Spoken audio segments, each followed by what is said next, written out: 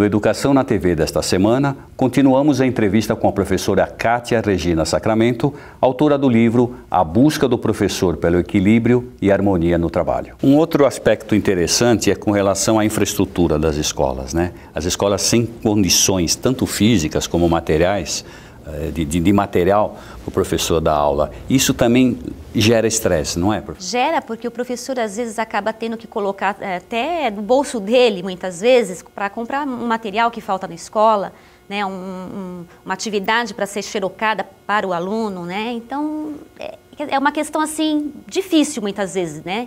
Tem muitas escolas que às vezes não tem a estrutura adequada para o professor estar trabalhando, então isso também gera o estresse, né? Porque ele vai ter que se virar de alguma forma. Mas a culpa sempre acaba sendo do professor, não é? Principalmente na visão do governo. Exatamente, porque se ele não dá conta daquilo que ele precisa realizar junto aos alunos, acaba sobrecarregando o próprio professor. E aí a culpa geralmente cai para o professor, né? Porque você olha os dados que, por exemplo, aponta para o estresse e a depressão. É se não causa da violência que nós temos enfrentado nas salas de aula e sem nenhum apoio do governo para isso.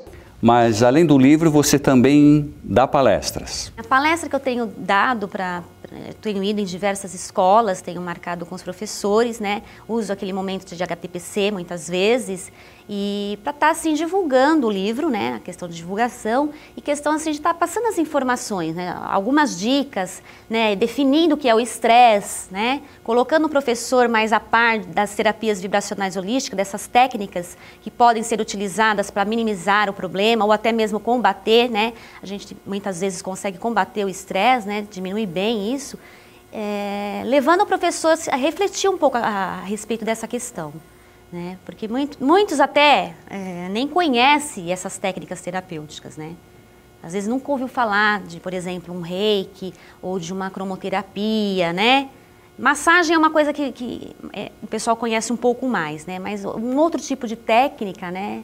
Geralmente eles ficam O livro entra nessa questão das técnicas, dando algumas dicas e tal? Sim, entra. O capítulo 7 é todo dedicado à parte terapêutica, né? Que eu falo um pouco das terapias vibracionais e algumas terapias eu defino, né? O que são essas terapias, como elas são utilizadas, né? Como que o professor pode estar se utilizando delas para poder diminuir esse nível de estresse. E como tem sido a receptividade dos professores nessas suas visitas, divulgando o livro, falando dessas técnicas terapêuticas? Bom, em primeiro lugar, eles têm recebido muito bem, né? Porque todos concordam que o professor é uma das profissões mais estressantes que existe, né? Então, eles concordam com a ideia, assim, alguns não conhecem algumas técnicas, alguns questionam, perguntam, né? Tem sido, assim, uma boa receptividade, né? Eles estão recebendo bem a questão de eu estar levando essa questão para dentro das escolas, né? E do que mais eles têm se queixado? Assim? Você chega a perguntar por que você está estressado e tal? Olha, no livro, inclusive, eu cito, tem uma pesquisa que eu fiz numa escola, que eu dava aula, né, trabalhava em São Bernardo, e lá tem, assim, uma pesquisa que eu realizei dentro da escola com alguns professores, e lá tem todas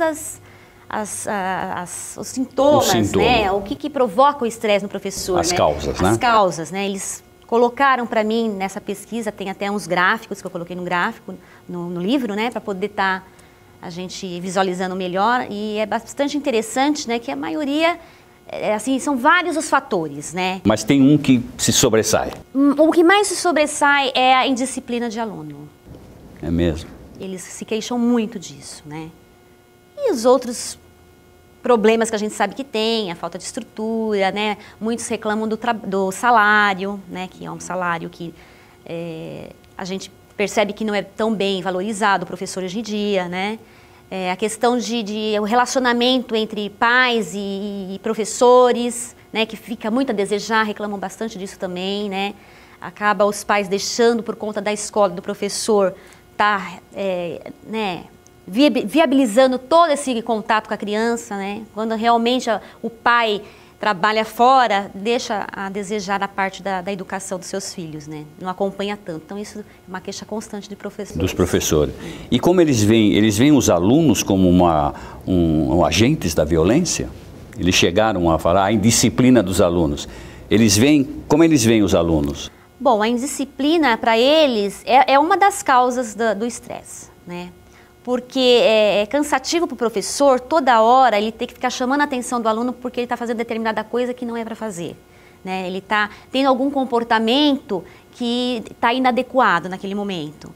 Então, essa questão de ficar toda hora você chamando a atenção de um aluno é o que causa o estresse. E isso cansa o professor.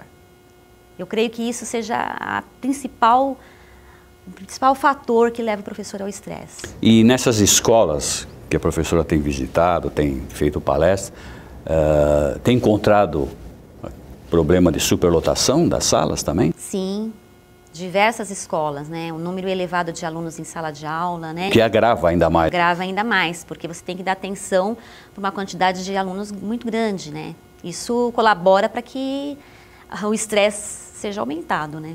84% dos professores da rede estadual relataram que tomaram conhecimento de casos de violência no último ano na escola em que eles dão aula, né? Um percentual muito grande, né? 84% dos professores terem tido experiência com violência na escola deles. Pelo que a professora disse, o que os professores mais reclamaram foi da indisciplina. Sim. Mas eles chegaram a citar deles terem sofrido algum tipo de violência física ou verbal, assim também ou não? Olha, verbal, mais assim, é mais possível, mas assim, física, nas escolas que eu visitei, eu não presenciei nenhum professor que tivesse passado por essa situação. Mas a gente sabe que tem, em várias escolas, a gente já ouviu em reportagens, né, que realmente acontece. O que mais a professora destacaria do seu livro, que acha importante, assim, que os professores que nos assistem o importante, vejam, né, para que a gente consiga, pelo menos, prevenir o estresse, né, eu creio que seja a gente policiar um pouco, né, essa questão dos nossos pensamentos, né, pensar de maneira mais positiva, né, porque dependendo do padrão de pensamento que a pessoa tem, isso gera mais estresse, né. Se a pessoa pensa de forma positiva, com certeza ela vai conseguir lidar melhor com as situações, né. Procurar também ter momentos assim de lazer, né, porque é sempre trabalhando, às vezes o professor sai de uma escola para dar aula em outra, é aquela correria do dia a dia, não tem um tempo para um lazer, não tem um tempo para se alimentar direito, então precisaria estar se alimentando melhor, né, fazer uma atividade física, né.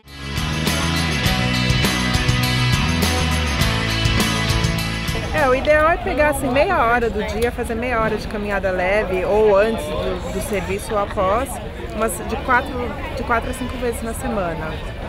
Ou se não, faz 3 vezes na semana, pega um sábado que é mais tranquilo e também faz a caminhada, uma caminhada um pouquinho mais, uns 40, 45 minutos é o ideal. E quando você dá essas dicas aos professores, como eles reagem?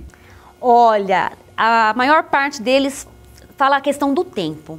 Porque não tem tempo. Mas a gente precisa procurar arranjar dentro da nossa agenda um tempinho para relaxar, um tempinho para si mesmo. É importante isso. É isso que vai fazer o nível de estresse diminuir, né? Um tempo para relaxar. Nós cruzamos a informação com o tipo de vínculo empregatício, o número de horas trabalhado e com o número de alunos por sala, né? Que a gente sabe que são alguns fatores que acabam aumentando o estresse ou a dificuldade de trabalho. E quando fizemos o tratamento estatístico, existe uma correlação direta com jornada e com número de alunos, principalmente no que tange ao quesito depressão e transtornos da saúde mental. Qual a sua mensagem final para os professores? Bom, a minha mensagem é que já que a gente não tem uma valorização pelo sistema, né, que a gente próprio se valorize, né? O professor busque se valorizar, busque ter um pouco mais de qualidade de vida, né? Busque se integrar, né, com o seu próprio ser, para poder diminuir esses níveis de estresse aí. Buscar a qualidade de vida mesmo.